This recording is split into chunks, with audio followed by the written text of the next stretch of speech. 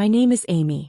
I am 45 years old, and for most of my adult life I believed I had built something steady, something predictable, something safe. 25 years of marriage will do that to you.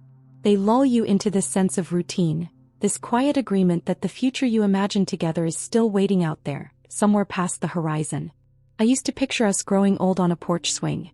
Tom and I would sit there with glasses of iced tea watching the neighborhood kids ride their bikes, bragging about how responsible we had been, how we had saved, planned, sacrificed.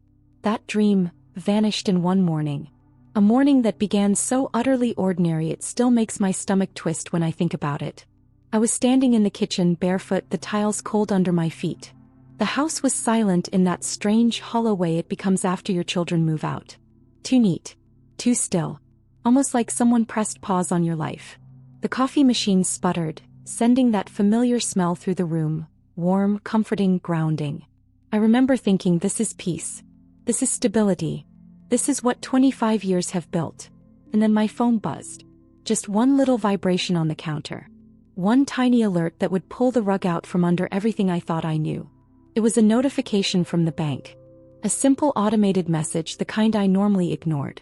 But for some reason I still do not know why, I tapped it open. Maybe it was instinct. Maybe it was the universe whispering it's time. I blinked at the screen, confused. Our retirement account, the one Tom always referred to as our nest egg, the one he prided himself on managing, showed a balance so low my brain refused to process it at first. A mistake, I thought. A glitch. Banks do that sometimes, right? I refreshed the page. Refreshed it again. My hands started trembling. But it was real. Thousands and thousands of dollars. Decades of saving, of scrimping, of choosing generic brands and skipping vacations were gone. Not reduced. Not transferred to another account. Gone. I felt a cold wave wash over me, numbing my fingers, tightening around my chest. I sank into a chair because my knees suddenly felt too weak to hold me. And in that moment, sitting there in the quiet kitchen with the morning sun creeping across the floor, I felt the first crack in the foundation of my marriage. 25 years. 25 years of trust, of believing we were building something together. No. Now all I could think was, where did the money go? Who took it? And why didn't Tom tell me? But I didn't know then that the truth was far more painful than I could have imagined. I didn't know that the person who had drained our savings wasn't a stranger. It was someone I knew. Someone Tom loved. Someone he had been secretly supporting for years, while I believed we were planning a future together. But that discovery, that ugly life-splitting truth, was still several chapters away. That morning all I had was a phone, a bank alert, and a sinking feeling that nothing in my life was as solid as I thought. And I was right. I must have stared at that bank notification for a full minute before my mind finally snapped into motion. It felt like waking up underwater. Everything slow, muffled, impossible to grasp. I kept refreshing the page as if the numbers would magically rearrange themselves back into the comfortable balance I had always trusted was there. But reality doesn't work like that. When something is gone, it's gone. I got up from the table, pacing the kitchen, my bare feet tracing anxious circles on the cold tile. I told myself not to panic. Maybe Tom already noticed. Maybe he's fixing it. Maybe there's a reasonable explanation. And that was the first lie I let myself believe. Tom came downstairs a few minutes later, still wearing that old gray t-shirt he refused to throw away. He looked half asleep, hair rumpled, rubbing his eyes. To anyone else he would have seemed harmless, comfortably average, a middle-aged man easing into another ordinary day. But I wasn't breathing normally. My heart was pounding too hard. I could barely get the words out. Tom, did you check our savings account recently? He froze for half a second, barely noticeable, but I caught it. A tiny flicker in his expression, like the brief shadow that crosses someone's face when they hear bad news and try to hide it. What do you mean? He asked, reaching for the coffee pot like nothing was wrong. I swallowed hard and held up my phone. The balance it's wrong. There's a large withdrawal. Several, actually. He didn't look at the screen. Didn't reach for it. Didn't even lean toward me. Instead he let out a little laugh. A forced one. Oh, that. Yeah, bank error, I think. I noticed something weird last week. I'm already sorting it out. Sorting it out. Just like that. As if our future wasn't evaporating penny by penny right under my nose. I stared at him, trying to read his face. For 25 years I believed I could. I believed I knew his patterns, his moods, the subtle shifts in his voice. But suddenly, everything felt unfamiliar. Why didn't you tell me? I asked quietly. He shrugged, taking a sip of coffee. Amy, come on. I didn't want to worry you. It's not a big deal. Not a big deal. Those words hit me like a slap. Because the account was a big deal. It was the thing we always talked about late at night. The money that would let us retire comfortably, travel, spoil grandchildren, live without fear. It was the foundation beneath our feet. And he was acting like it was loose pocket change. I pressed again. How much is missing, Tom? He waved a hand dismissively. Look, Ames, the bank is investigating. You know how these systems glitch sometimes. Just give it a few days. There it was, the second lie of the day. Wrapped gently in his calm voice, offered like a warm blanket he hoped I'd wrap around myself and stop asking questions. Years ago I might have done just that. Years ago I trusted his explanations without hesitation. But something in me shifted. A small flame, faint but stubborn, lit in my chest. A whisper telling me that something was wrong. Deeply wrong. I asked him one last time, Tom, are you absolutely sure this is the bank's mistake? And he looked me right in the eye. And smiled. Amy, relax. I've got it under control. I wanted to believe him. I really truly did. But even as he walked away, humming to himself like the world hadn't just tilted off its axis, I felt that flame inside me flicker stronger. Because what he didn't know, what he couldn't possibly imagine, was that I had already decided I wouldn't let this go. And the truth, the painful, humiliating truth, was still waiting for me buried beneath those missing dollars. The truth he thought I would never find. I tried, truly tried, to go about my day pretending Tom's explanation made sense. Pretending the tightness in my chest was just nerves. Pretending the account we'd spent 25 years building hadn't suddenly sprouted holes like a sinking ship. But pretending does nothing when your instincts are already screaming. By lunchtime, that uneasy flame inside me had grown too bright to ignore. Tom's words kept replaying in my mind. A bank glitch. I'm sorting it out. Don't worry, Ames. Simple, rehearsed phrases meant to soothe, to distract, to keep me from digging. But here's the thing. People lie. Numbers don't. So I sat down at my old computer, the one we'd kept in the corner of the dining room for years. Mainly used now for printing recipes and the occasional form. I logged into our online banking. Fully. Carefully. Like I was handling something fragile. And that's exactly what it was. My sense of reality. The screen loaded. And the first thing I saw was the history of withdrawals. Not one. Not two. Not a glitch. But a pattern. Regular transfers. Steady amounts. Month after month. Year after year. My mouth went dry as I scrolled down further and further, unable to look away. Tens of thousands of dollars. Gone. Some transfers small enough to stay under the radar, others bold, almost arrogant. Whoever was taking this money wasn't afraid of being noticed. Except I hadn't noticed. Not once. I trusted Tom. I trusted that folder of statements he always kept handled. I trusted that he was the one watching out for our future. But the truth hit me like a punch in the gut. He wasn't watching our future. He was siphoning it. I clicked another tab. Old statements, archived emails from the bank, documents he'd said were boring financial stuff I didn't need to worry about. I opened them all one by one. And the more I read, the more something icy and sharp formed inside me. This wasn't new. This had been happening for years. Every time we postponed a vacation. Every time he said we shouldn't splurge. Every time we chose repairs over replacements, coupons over convenience. I thought we were being responsible. I thought we were building something together. But apparently I was building alone. My hands trembled over the mouse. My throat burned with the kind of slow, rising anger that comes when you realize you've been left in the dark by someone who claimed to love you. I needed answers. I needed clarity. And I wasn't going to get it from Tom. So I called the bank. The representative on the other end had a young, bright voice, too cheerful for the world I had just stepped into. I can certainly pull up the details, ma'am. Let me take a look. My pulse felt loud in my ears. Seconds stretched too long. And then she came back. Yes, I see the withdrawals. They appear to be authorized transactions. Authorized? My voice cracked. By who? There was a pause. Then she read the name. Foley. Curry. Stabbing each syllable into my chest. It wasn't mine. And it wasn't Tom's. It was a name I recognized instantly, one I had heard many, many times over the years, always wrapped in guilt, obligation, and justifications. His daughter. Tom's grown daughter from his first marriage. The one he always said needed help. The one he insisted we couldn't abandon. The one I had welcomed into our home, our holidays, our lives, believing we were merging families, not financing her adulthood in secret. My hand clamped over my mouth, and for a moment I couldn't breathe. This wasn't a mistake. Not a glitch. Not fraud. Tom had been funneling our future. Straight to her. Without my knowledge. Without my consent. For years. I sat there, numb, the phone pressed to my ear as the representative kept talking.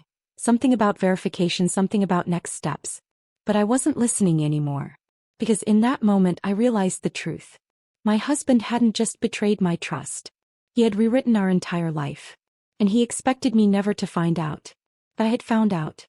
And the next chapter of my life, whether he liked it or not, would no longer be built on blind trust. It would be built on truth. And on the consequences that truth demanded. When I finally set the phone down, my hands were shaking so badly I had to grip the edge of the table just to steady myself. It felt like the house had tilted, like gravity had shifted under my feet. I stared at the wall, the soft beige paint blurring as my eyes filled with tears I refused to let fall. His daughter. Of all people, his daughter. I had spent years trying to build a relationship with her. Awkward, inconsistent, always one-sided, but I tried. She was 20 when Tom and I married, already an adult, already distrustful of me. Her mother had filled her head with stories about how I was replacing her, how I had stolen her father. And despite my efforts, the birthday cards, the invitations to dinner, the gentle attempts at bonding, she never truly let me in. Still, I respected their relationship. I understood that children, no matter how old they get, want to feel chosen. Supported. I never tried to interfere. But this was not support. This was erasure. Our savings, had been quietly redirected to her life while I went without things I didn't even know I could afford. While I clipped coupons. While I skipped buying new shoes. While I stayed late at work to earn an extra shift, thinking I was contributing to our shared future. And she had known. She must have known. Her name was on those transfers. She had received the money. She had cashed it, spent it, lived off it. All while smiling at me across holiday dinners like nothing was happening. I grabbed the laptop and opened a new tab, my movements fueled by a cold, rising purpose. I searched her social media. Something I rarely did. I had always felt it wasn't my place. But now I needed to see the truth Tom thought he could hide. Photos filled the screen.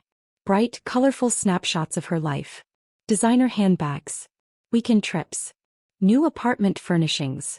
And there she was with a cocktail in hand, writing captions like, self-made and thriving. And no handouts, just hard work. I let out a sharp, humorless laugh. So that's what we were now, handouts. 25 years of my life, funneled into her fantasy of independence. Tom had watched me work, had watched me hope, had watched me dream about the future, and he had said nothing. He had sat beside me for years, knowing that every choice I made was based on a lie. We weren't saving for our retirement. We weren't planning our life. He was quietly securing hers. I slammed the laptop shut. The sound echoed through the house, startling me, snapping me back into myself. If I confronted him now, he would lie. I knew that. He had already tried. He would smile, that calming smile, the one he used when fixing a dripping faucet or reassuring me after a storm outage. He would pat my hand and say, "Ames, you're overreacting," as if my intelligence were the fragile thing here. I wasn't going to give him that chance. So I opened the filing cabinet. The one he always locked. The one he said contained boring financial documents. Except Tom wasn't meticulous. He locked it, yes, but he always left the key in the little ceramic dish by the printer. A habit formed years ago. A habit he assumed I never questioned. I took the key. My breath caught in my throat as the drawer slid open. There they were. Years of statements. Transfers highlighted in pen. Notes scrawled in the margins. Her name. Over and over. He hadn't just hidden this from me. He had tracked it. Planned it. Structured it. And with each line item I read, one truth grew sharper inside me. This wasn't a mistake. This wasn't impulsive generosity. This wasn't parental support gone too far. This was a secret life. A secret financial alliance that cut me out entirely. And worst of all, they both knew. For years I had believed I was part of a team. But as I flipped through those documents, I realized I had never been on the roster. I was the financial safety net. The invisible labor. The quiet wife who didn't need to worry her pretty little head about money. I felt something harden inside me then. Something steady, unshakable. I wasn't going to confront him with fear in my voice. I wasn't going to cry. I wasn't going to beg for explanations he'd twist into excuses. No. I was going to get the truth, every drop of it. And when I had it all, Tom would finally understand what it felt like to lose something he had taken for granted. Because trust, once broken, doesn't come back. Shatters. And the woman picking up those pieces is never the same. I waited until evening to confront him. Not because I needed more evidence, I had enough to build a courtroom exhibit, but because I needed my anger to cool into something sharper, calmer.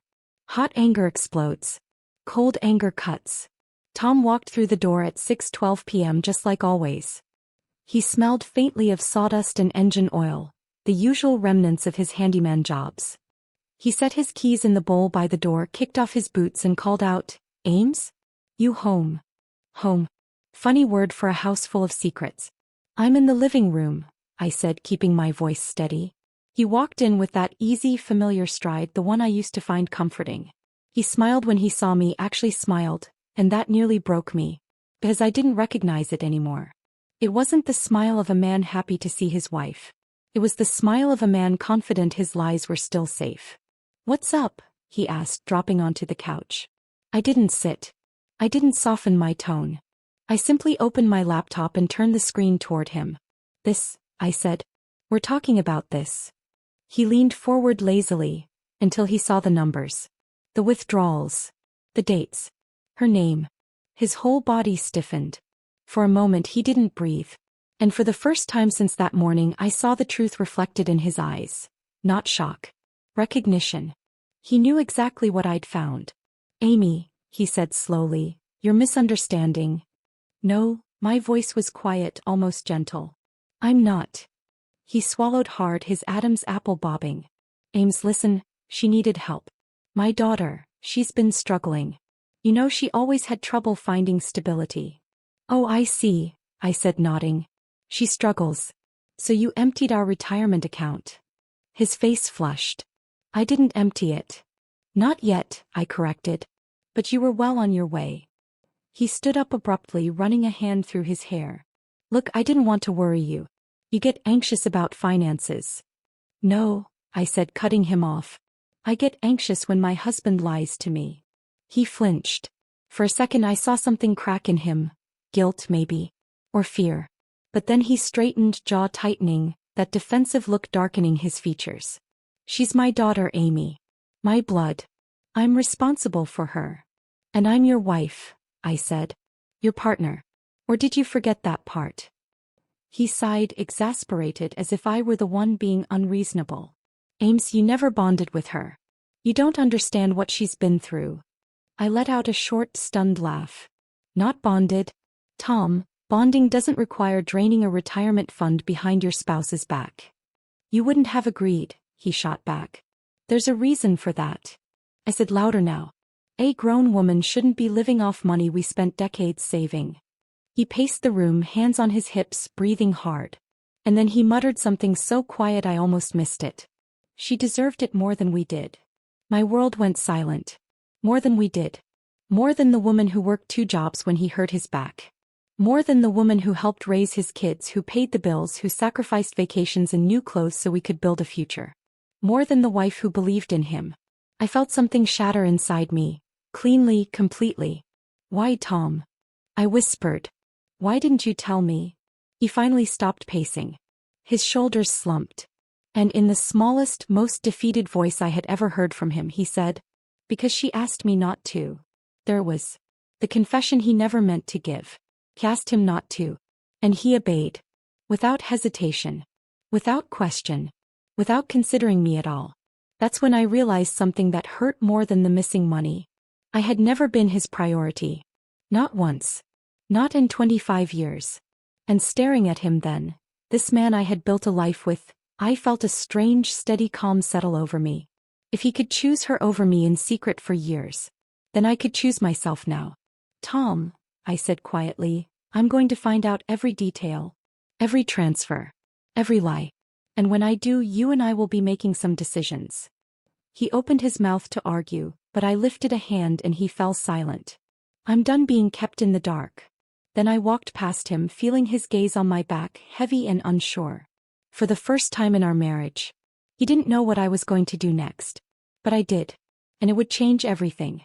I didn't sleep that night. Not even for a minute. Tom went to bed early, probably hoping the darkness would swallow the conversation we'd had. Maybe he thought morning would soften me, as if I were a woman who forgot things with the sunrise.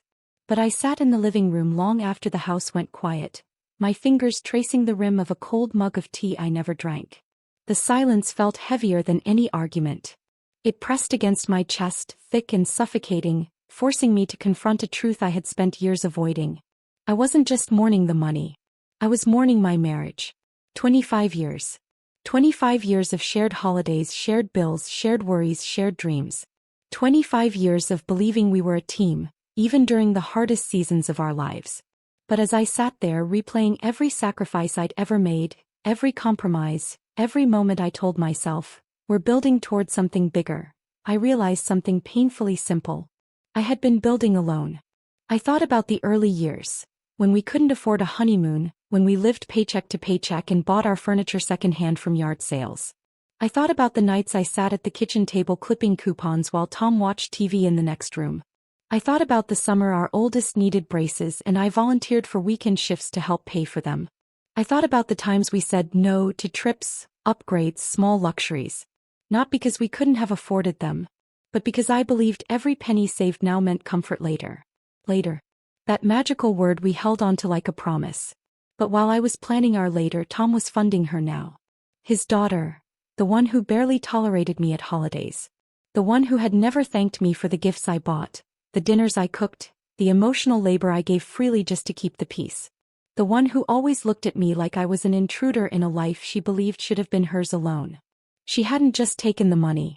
She had taken my husband's loyalty, my security, the future I thought we were sharing. I leaned back on the couch and let my gaze drift to the framed photos on the wall. Birthdays, vacations, Christmas mornings. Each picture felt like a tiny betrayal now, smiling faces hiding a truth I never saw. I had loved our life enough for both of us. Tom had loved selectively. I pressed my hands to my face, the tears finally spilling over. Not dramatic sobs, just quiet, exhausted grief. The kind that comes when you realize the life you lived wasn't the life you thought you had. People assume betrayal is sharp, fast, violent. But this one wasn't. It was slow, steady erosion, years of secrets wearing away the foundation of my marriage until it crumbled in one ordinary morning. And here's the part that hurt the most. Tom didn't just hide the truth. He didn't think I deserved to know it. Somewhere along the way he convinced himself that my trust was optional. That his choices didn't need my input. That I would simply follow quietly, faithfully, unquestioningly. He'd mistaken kindness for blindness. Support for silence. Partnership for permission. By dawn the grief had settled into something else. Something solid. Not anger. Not revenge. Resolve. If Tom could lie for years without remorse, then I could live without guilt. I loved that man for 25 years. I shaped my world around him. I built my future with him in mind. But now I had to build a future for myself. And the first step was simple, terrifying, and absolutely necessary. I was going to uncover every detail he had kept from me. Every secret. Every dollar. Every decision made behind my back. Because the woman sitting in that quiet living room at sunrise was not the same woman who woke up the morning before. She was done hoping. Done waiting. Done trusting blindly. She was ready, finally, to see the truth in full light. By the time the sun finally pushed through the blinds, I had already made up my mind. I wasn't going to confront Tom again with half-formed questions or emotions he could manipulate. I was done giving him room to twist the truth into something that made his betrayal look noble or necessary. If he wanted to act like the keeper of our financial life, then I would become the investigator of it. Thorough. Precise. Unrelenting. I showered, dressed, tied my hair back and made myself a strong cup of coffee. I didn't feel steady yet, not completely, but I felt purposeful, and sometimes that's enough. Tom came downstairs eventually, his footsteps heavy with the kind of dread a guilty man carries after sleeping on a lie. He gave me a hesitant smile, the kind a parent gives a child who might still be mad about last night's scolding. "Morning, Ames." I didn't return the smile. "Morning," I said, picking up my purse. "I have some errands." He blinked, caught off guard. "Ames, about last night." "I'm not discussing it right now." He stiffened. That was new for him. Me refusing to bend, refusing to soothe. I watched the confusion flicker in his eyes. For 25 years I had been predictable in my patience. Now I wasn't. That was step one. I left the house without another word. My first stop was the bank. The building was cool, quiet, the kind of place designed to make you feel small and polite. But I didn't feel small. Not this morning. I walked directly to the counter and asked to speak with someone privately. An older woman named Marlene ushered me into a glass-walled office. Her eyes were kind, her voice gentle, and that was all it took for the tightness in my chest to soften just a little. "How can I help you today, dear?" I took a deep breath and placed the stack of printed statements on her desk. "I need to know everything," I said. "Every withdrawal, every transfer, every name tied to this account. And I need copies." She looked over the papers, her brow tightening. "Oh my, this is quite a lot." "It's my entire future," I said softly. "And I didn't authorize any of it." Her eyes met mine, and in that moment she stopped treating me like a customer and started treating me like a woman in trouble.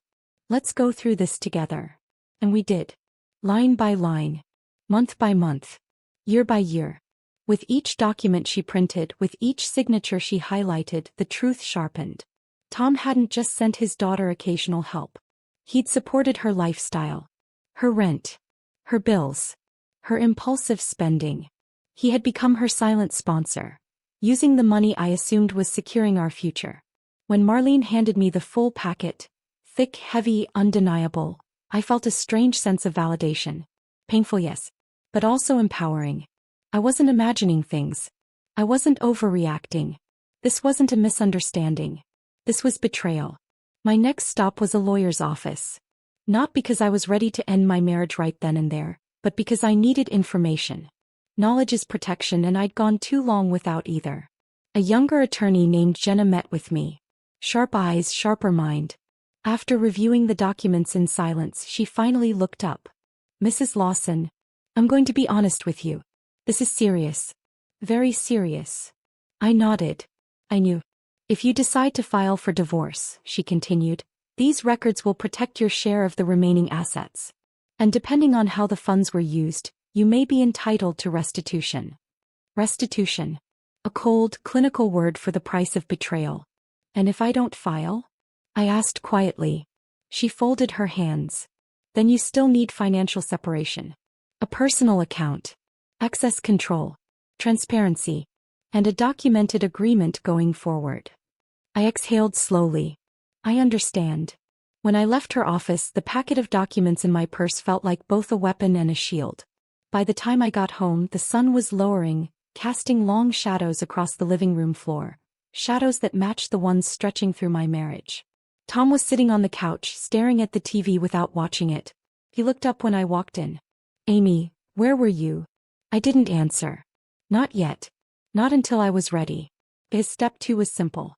He wasn't getting information from me anymore.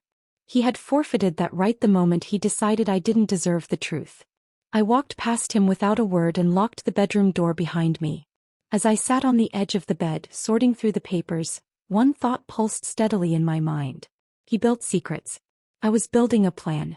And this time, he would be the one kept in the dark. The next morning, I woke up with a clarity I hadn't felt in years. It wasn't peace. Peace was still far off. But it was something steadier. Something stronger. A quiet sense of ownership over my own life I didn't realize I had surrendered somewhere along the way. Tom was already in the kitchen when I came downstairs. He had made breakfast. Eggs, toast, the whole spread. A gesture that might have felt sweet years ago but now looked like what it truly was. A distraction. A peace offering from a man who didn't want to face consequences. "Morning," he said gently, forcing a smile. I thought we could talk. I'm not hungry, I said, walking past him. His smile faltered. Amy, this isn't healthy. We need to work through things. As a team. I stopped. Slowly turned. Looked him dead in the eye. There is no team when one person hides the entire playbook.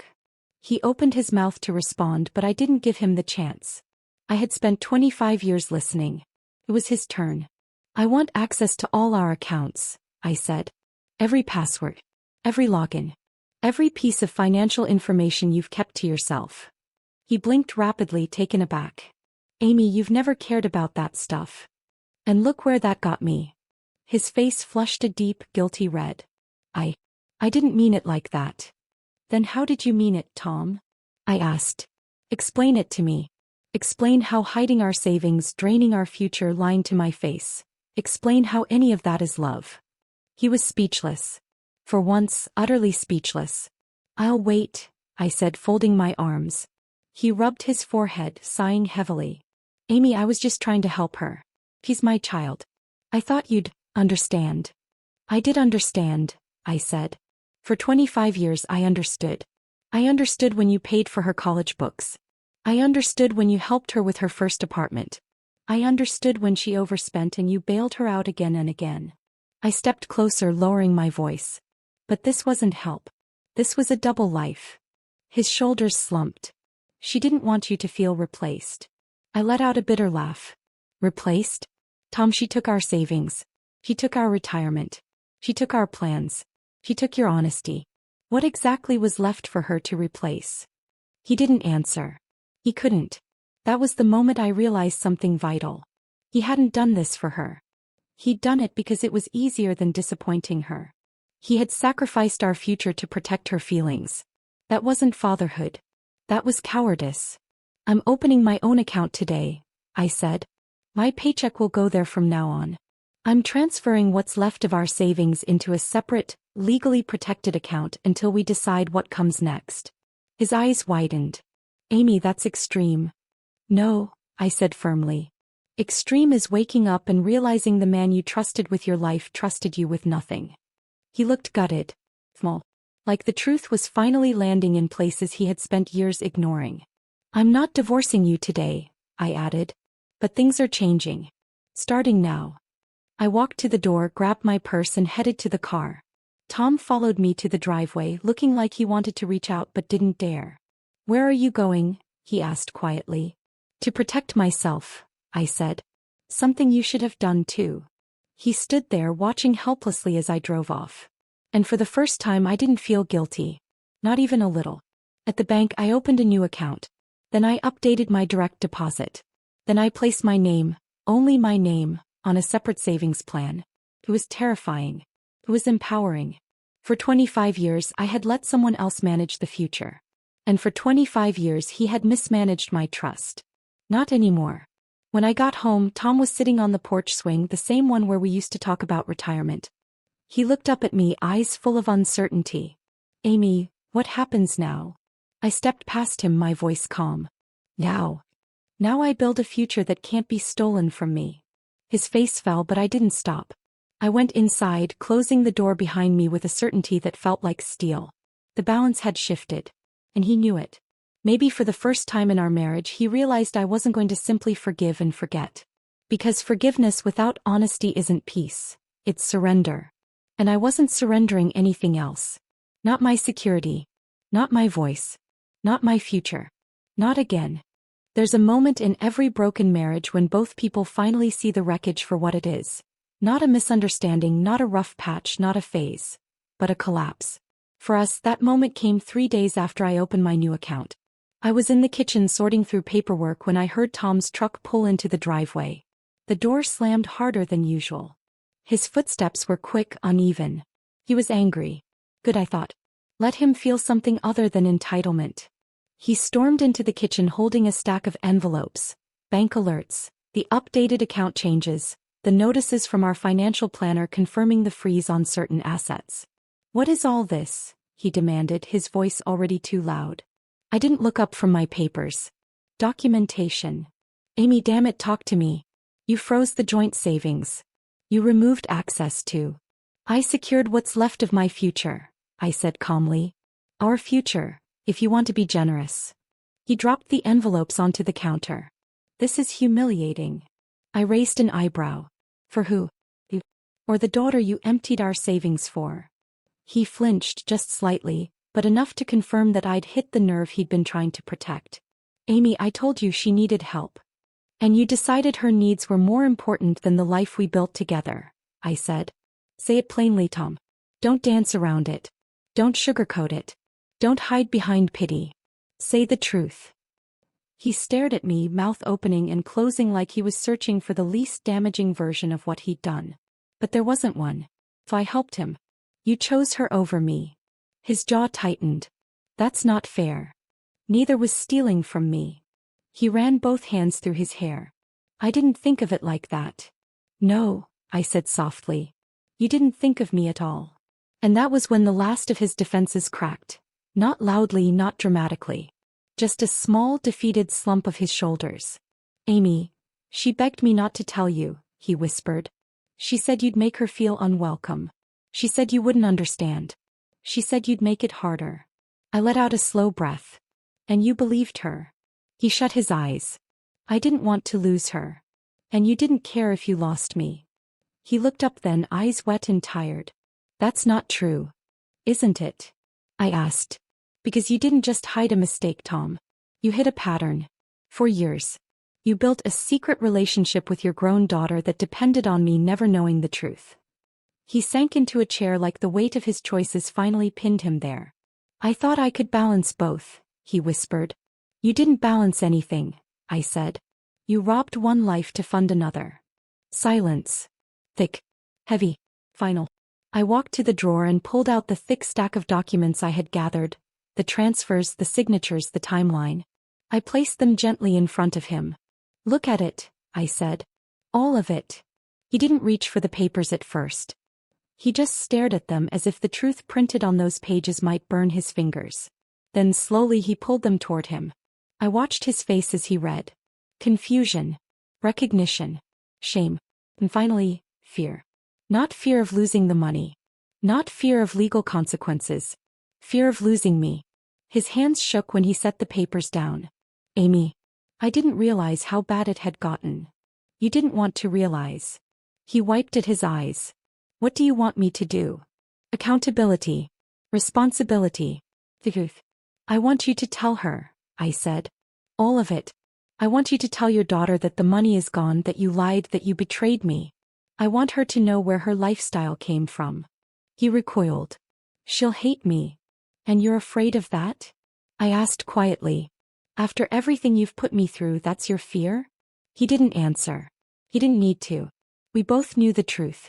Tom had never feared hurting me. He had only feared disappointing her. I stood there, feeling a calm settle over me, not coldness, not anger. Certainty. This is your mess, I said. And you're going to clean it up. I'm done protecting you from the consequences.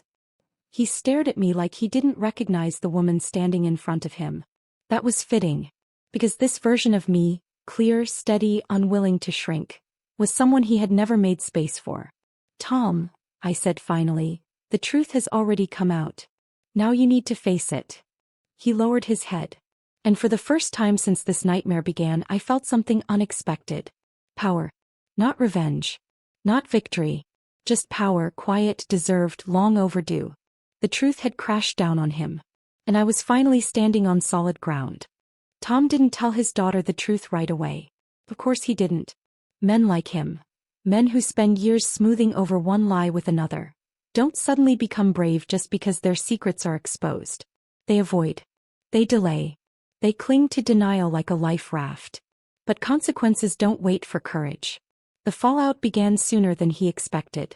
It started with a letter. A formal notice from our financial advisor confirming that I had requested a freeze on all shared long-term accounts pending review. Tom saw it on the kitchen counter and turned pale. Amy, you froze everything? Everything tied to our future, I corrected. Since you spent it without me, I'm keeping what remains with me. He swallowed hard. This is going to make things complicated.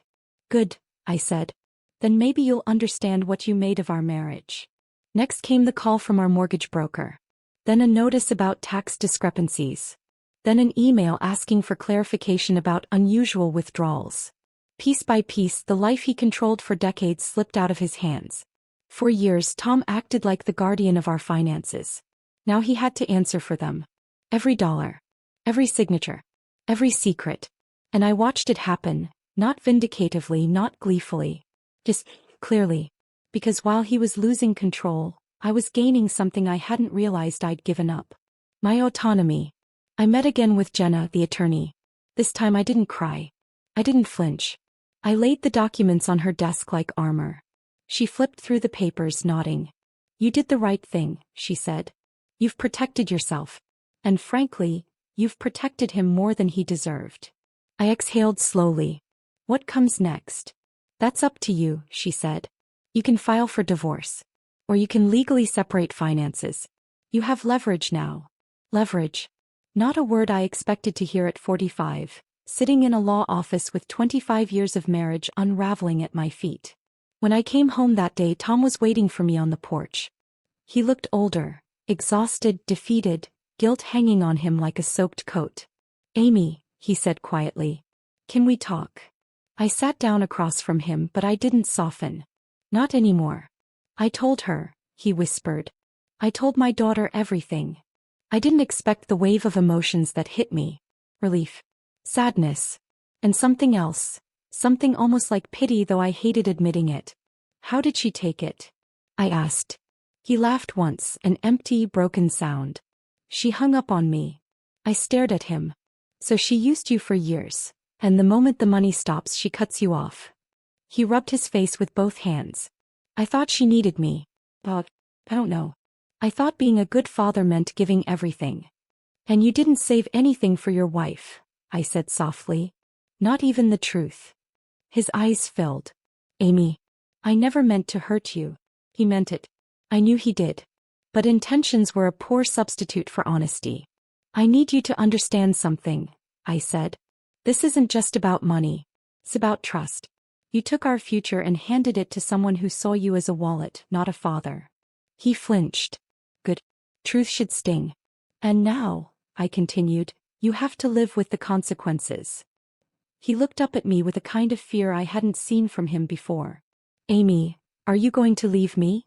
I didn't answer immediately, because for the first time I wasn't certain. Instead I said, I'm not making any decisions until the financial separation is complete. After that, we'll see. He nodded, eyes wet. I'll do whatever you need. Anything. I believed him, but not in the way he wanted. He wasn't promising because he loved me. He was promising because he finally understood the cost of losing me. And that was the difference between us. For 25 years I stayed because I loved him. Now he stayed because he feared losing what he took for granted. Over the next few weeks things shifted. I gained full access to our accounts. I opened additional personal savings. I transferred protected assets. I met with advisors, lawyers, financial planners. Alone. Every step I took was reclaiming a part of my life I didn't realize I had surrendered. Tom, meanwhile, began unraveling in ways I didn't expect. He stopped calling his daughter. He stopped pretending everything was fine. He stopped sleeping through the night.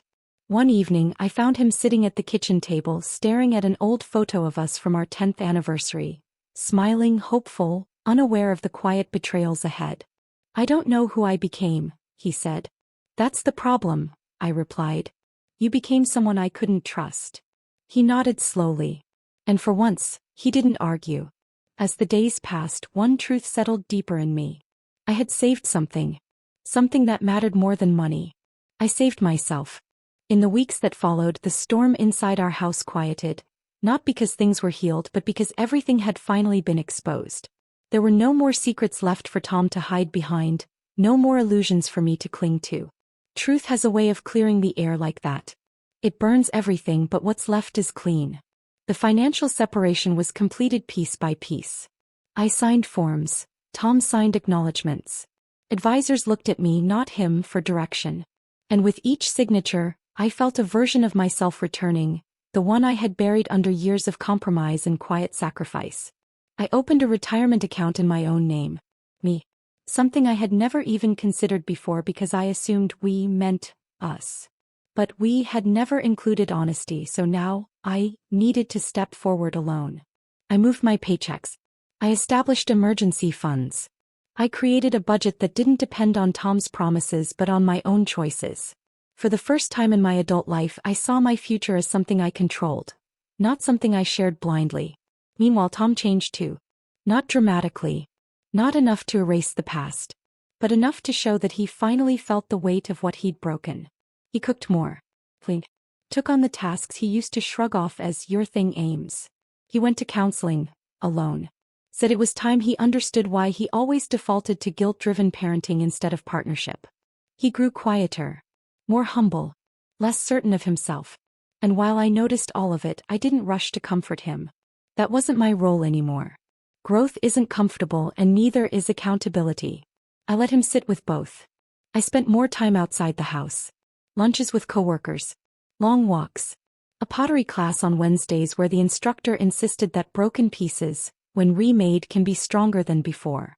I didn't know if I believed that yet. But I liked the sound of it.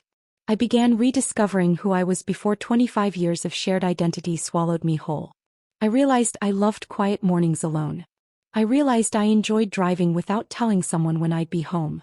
I realized that a future built by my hands, my planning, my insight, my strength, felt more secure than anything Tom had ever promised me.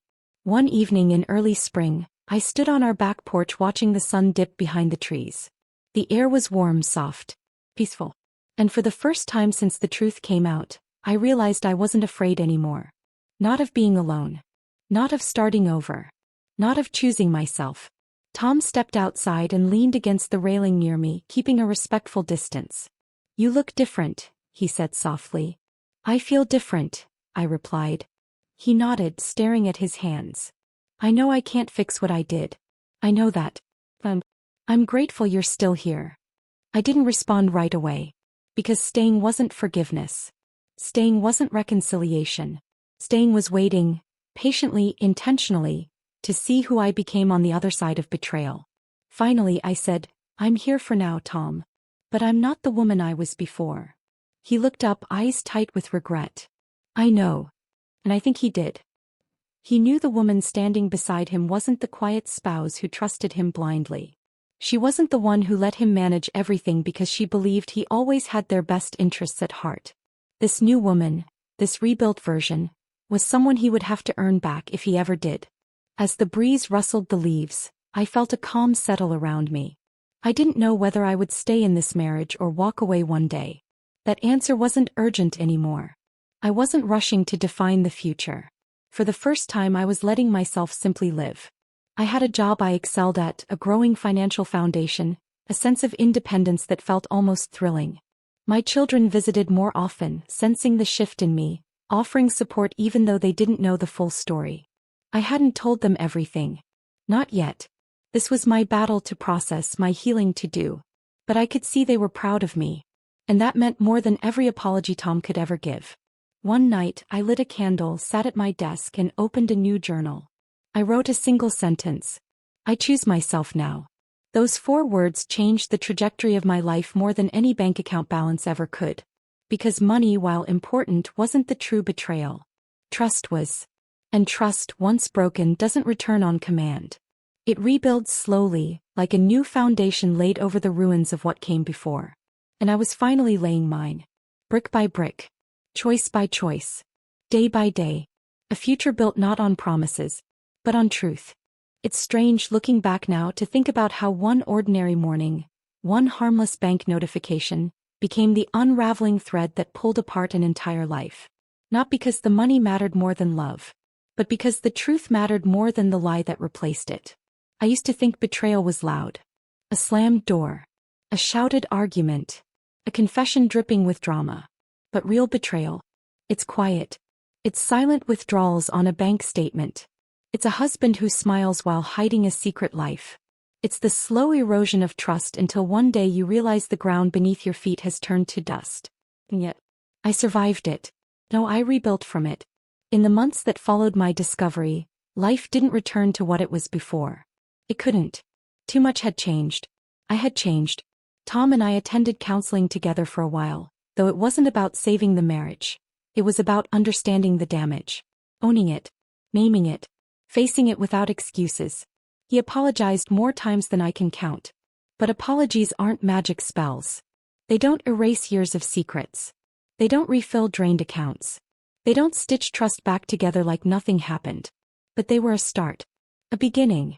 Not for us as a couple, but for him as a man who needed to finally confront who he had become. We still live in the same house, but the dynamic is different. He respects boundaries now. He asks before making decisions. He listens more than he speaks. He knows he broke something that might never fully heal. And I learned to live without fear. I built savings in my own name. I structured my retirement. I planned my future with a clarity I never allowed myself before. I made new friends, traveled a little, explored new hobbies. I remembered who Amy was before she wrapped her whole world around someone else. One evening, months after everything settled, I stood on my back porch watching fireflies blink through the trees. The air was warm, thick with summer. Tom was inside, washing dishes, humming softly to himself. The house felt different, not heavy, not broken, just honest. And I realized something. I wasn't the same woman who once believed that loyalty meant silence. Or that marriage meant sacrificing parts of yourself quietly. Or that choosing yourself was selfish. It isn't selfish. It's survival. It's self-respect. It's reclaiming your power when someone else spends it without your consent. If there's anything these 25 years taught me, it's this. You can love someone deeply and still choose yourself. You can lose everything you thought you built and still rebuild stronger. You can confront betrayal and still walk forward, steady, whole, and unafraid. Some nights, I sit on my porch swing with a cup of tea, the way I used to imagine we'd do in retirement. Only now, the future I picture isn't tied to someone else's decisions. It's tied to my own. And maybe that's the sweetest revenge of all. Not anger, not punishment, not retribution. But freedom. The freedom to build a life on truth, starting with the truth I chose to embrace. I am enough on my own. And I always was. Thank you for listening to my story. And if you'd like to hear more stories of truth, of resilience, of the messy, complicated confessions that shape who we become, I'd love to have you stay. You're welcome to join me here on Confessions with Amy. There's so much more to tell.